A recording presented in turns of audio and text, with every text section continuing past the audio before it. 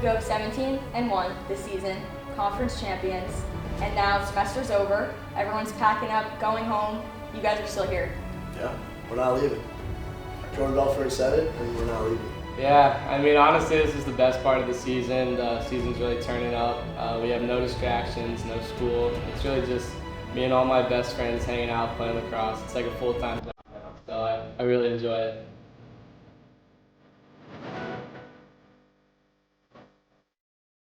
Been on this team since your freshman year, final season, and we're gearing up for the playoffs. Is it bittersweet getting to this point in the season? Yeah, I would say this year, out of all my 5 years, this has been it's flown by the fastest. I remember just being a freshman when our season got shut down in March. That season felt so long because I was never used to a college season. In high school, it's so short. I'd be like, oh wow, college is it's gonna take 10 years. And blink of an eye, I'm already a 5th year senior.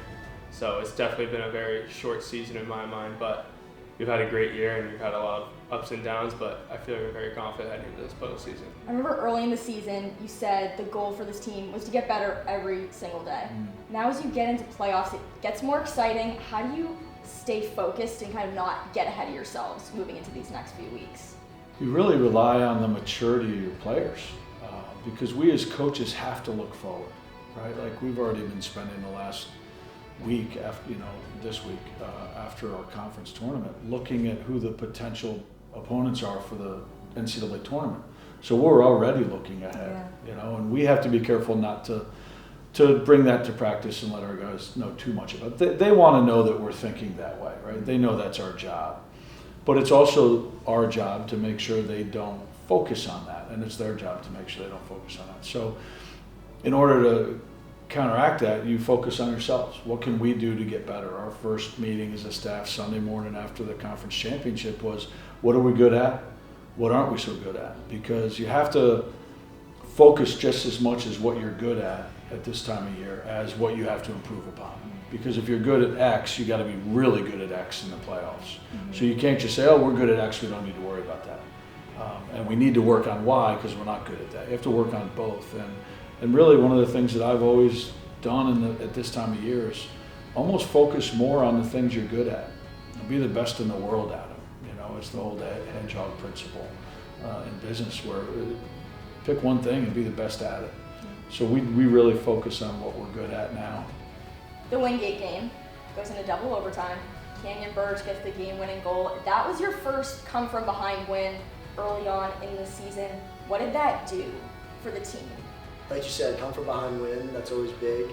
The adversity is really what we focus on there, where you're able to, be down, I think it was 4, maybe 5 goals that day, in the cold, in the rain, which we're not necessarily used to, obviously playing in Tampa. And we were able to pull off a great win versus, a highly competitive team. And it really, I think, flipped the switch for us. We realized just first 6, hot off the start and stay hot, play a full 60 minutes. What is Coach Clark saying to you guys down on the sideline during this game? I'm not sure if it was a timeout or if it was just at halftime or the end of a quarter. But he was basically saying along the lines of, we came all this way, we were on a bus for 8 hours, we enjoyed a great night with our teammates last night, and we're behind right now. We need to turn that switch. We're not playing our best lacrosse, and we're still in this game. Doesn't matter that we're down 4 or 5 goals. Let's go out and prove it. Let's go be the best defense, the best offense that we can be. And at the end of the day, we pulled off a great win. Yeah. This is your first playoff run in this uniform. How special is that, and what are some of the emotions that come to mind when you think of it? Yeah, it's definitely exciting, really exciting. 15-0 win streak, want to keep that going for sure. My biggest fear is just letting my coaches and the seniors down. So anything I can do to prevent that is what I'm going to do. Was there a moment when you look at the season that you felt like things clicked and you just felt more comfortable, or was it a gradual turning point? I think after our Lenore-Ryan loss, that really we're on a 15-0 streak right now. I remember going up to Charlie Bullish after the game and I was like, this is never happening again, and I'm looking forward to continuing that. Yeah.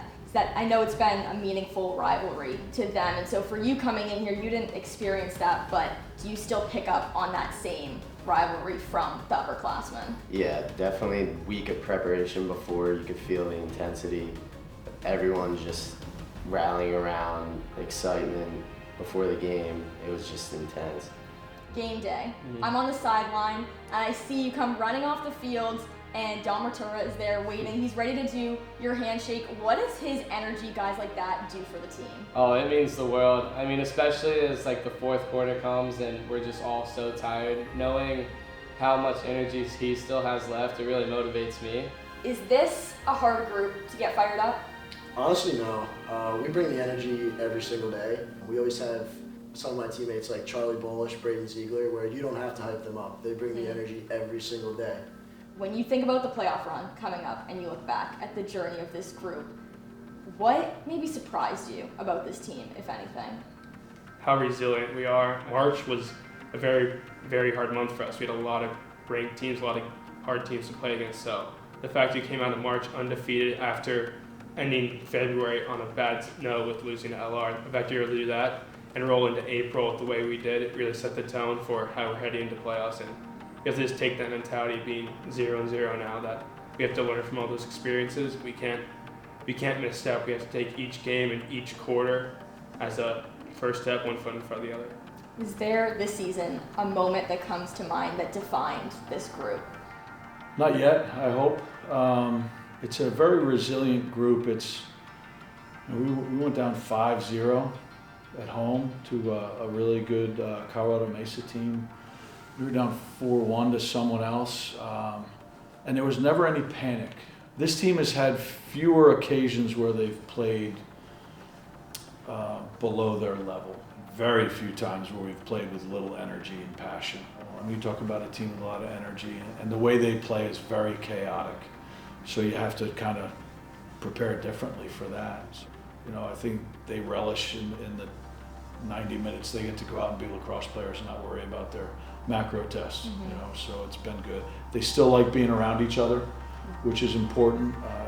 And you can tell that when you're having team meals or you're on the bus or whatnot, when you're together like that, whether they're still joking around and loud and happy and all those things. And there are those teams that they kind of get sick of each other at this time of year, and we're not sensing that at all right now. So another testament to the kind of people we have in the program.